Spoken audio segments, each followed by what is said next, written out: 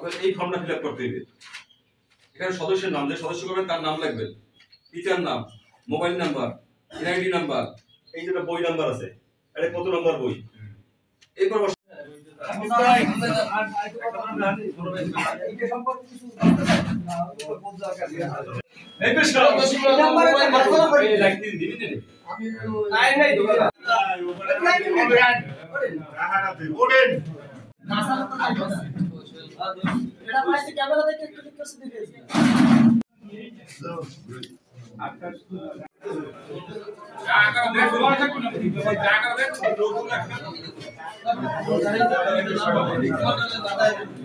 ঠিক আছে।